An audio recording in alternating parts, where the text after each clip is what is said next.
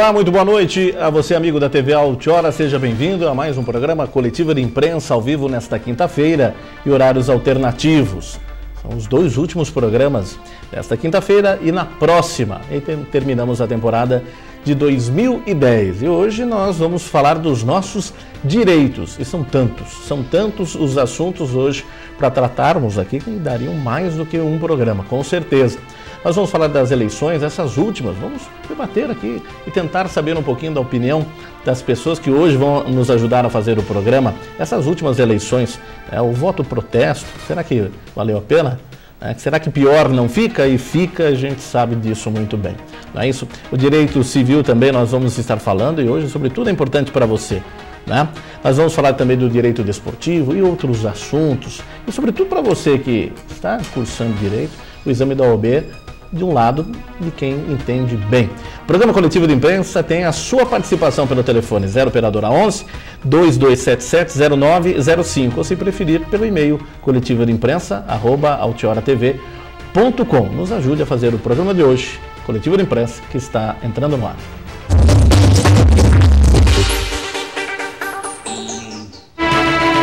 Muito bem, nós convidamos para estar conosco no programa de hoje o radialista da Rádio Bragança AM, comunicador José Neto. Nos dois últimos programas ele estará aqui com a gente, desta semana e da semana que vem. José, seja bem-vindo com a gente, José. Boa noite, Toninho, Antônio Carlos, amigos telespectadores da TV Altiora. Prazer estar aqui, mas fechando, esse ano.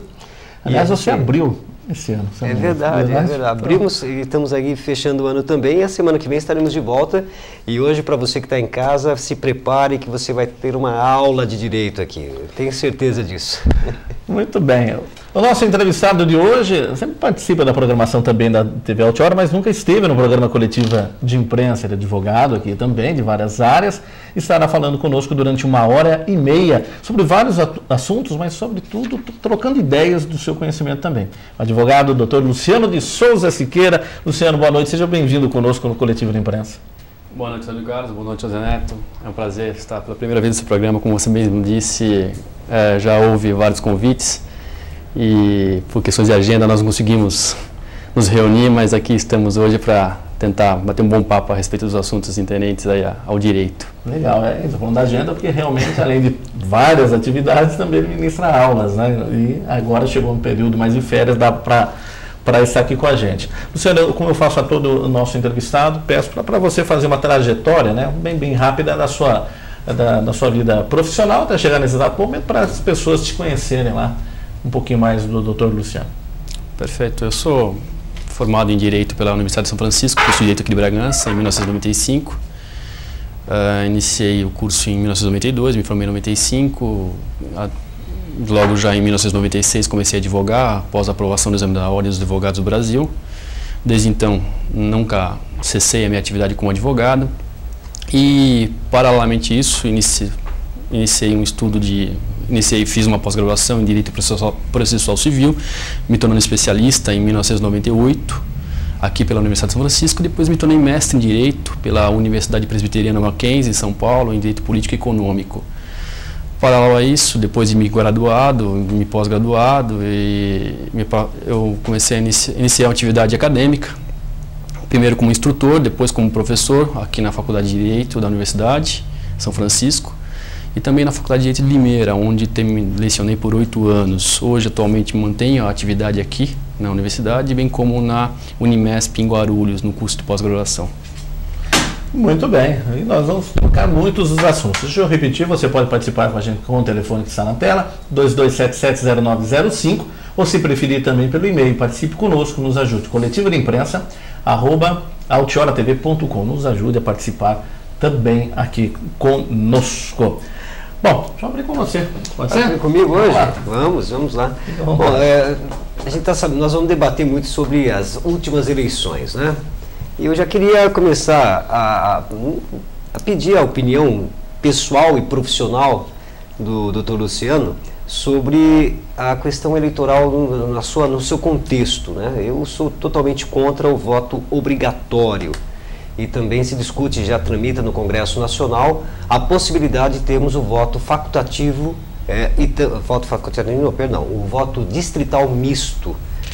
Como é que você avalia essas duas situações, o facultativo e o distrital? Seria um avanço para a democracia se nós mudássemos ou o senhor é contra? Boa pergunta, Neto. O voto facultativo é evidente que é um avanço democrático. Tá?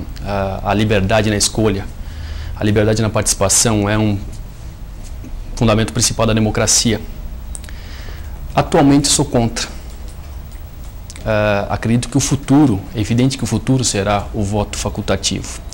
E sou contra por alguns motivos. A República Brasileira, ela tem foi em 1889, ela tem 121 anos. Desse período de 121 anos, nós não tivemos mais do que 25 anos ininterruptos de democracia plena. Nós tivemos lá um período inicial da República Velha, onde houve uma série de golpes, houve uma série de consequências. O Brasil ainda estava se estabelecendo como um regime republicano. Ditadura, né? Houve uma ditadura, primeiro Vargas, uma ditadura civil, depois houve já uma ditadura militar em 64, né, uma ditadura civil em 37, em 39, com Vargas, e no transcorrer da década de 40. De modo que a democracia brasileira é muito, diria, nova. Ela é uma criança. Ainda se nós puxarmos um pouquinho para o período da monarquia, no período do Brasil Império, o voto no Brasil, naquela época, era o voto censitário, onde uma determinada casta social, pessoas que tivessem um determinado patrimônio em valores em R$1.000, é que poderiam votar. O voto feminino veio só em 34. Né? Enfim, os países que têm o voto facultativo, França, Estados Unidos, eles têm mais de 200 anos de democracia plenamente estabelecida. As pessoas elas têm um hábito embutido, um costume de participação popular. Da importância, né? Da importância nas decisões do Estado, na escolha de seus representantes. No Brasil, esse sentimento ainda não existe. Ainda não? Ainda não existe. Certamente, eu falo cerca de uns 4 anos atrás, houve uma pesquisa da Fundação Getúlio Vargas, em que perguntaram: você prefere uma ditadura com crescimento econômico ou uma democracia com uma crise econômica? Foi 90% da população, dos entrevistados, optaram uma ditadura com crescimento econômico. Meu Deus. Ou seja, a ideia de liberdade, a ideia de participação, ela não é um costume, infelizmente, ainda brasileiro. Nós sabemos que a liberdade é uma palavra efêmera, né? Ela é meio ampla, efêmera. É difícil de você, nós nunca vamos ter 100% de liberdade. Mas eu ainda acho que o voto obrigatório, se você me permite, Toninho, doutor, também, antes de falar do voto distrital, é uma afronta à democracia, e por isso nós temos ainda os currais eleitorais, né? Isso é um ponto negativo, eu acho que para a sociedade e para a classe política também, que dominam, né? Aquela velha música do Zé Ramalho, e o povo marcado e povo feliz, né? Devolvendo a seu questionamento, que é muito oportuno, se nós tivermos o voto facultativo, nós não estaríamos institucionalizando o voto de cabresto? Exato. Eu acredito que não. As pessoas que sendo obrigadas a irem lá? Porque tá muito novo, A verificação, né? Eu vou te buscar em casa, eu vou te levar, eu vou exigir isso de você. Por que você não foi? Então, mas aí que tá. Ainda hoje acontece isso, mesmo o voto sendo obrigatório. Mas aí quando está sendo obrigatório ia piorar. Talvez, né? E a gente não sabe, porque nós não temos essa liberdade. Outra coisa na minha defesa do voto obrigatório hoje, é evidente que o futuro é o voto facultativo, caminhamos para o voto facultativo. Quanto tempo esse futuro que você a própria sociedade, de maneira livre, vai decidir.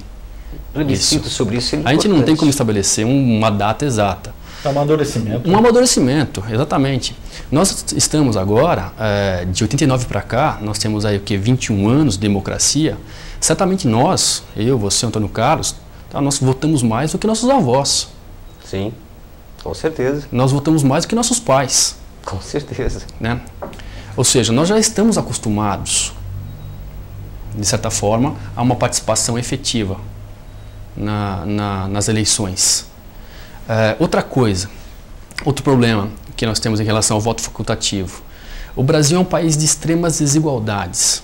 Isso é amplamente divulgado, amplamente debatido. E num único momento, talvez no momento em que o princípio da igualdade é levado à sua expressão máxima, onde uma pessoa vale um voto, independente da classe social, independente da raça, independente da cultura, essa pessoa não está querendo exercer, não está querendo ser obrigada.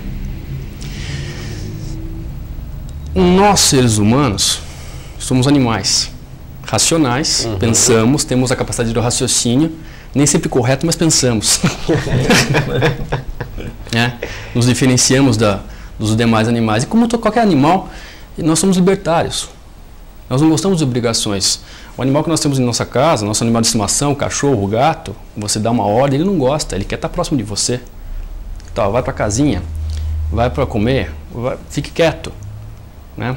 O ser humano é muito diferente, ele não gosta de obrigações. Ele não gosta, ele não é afeito a isso.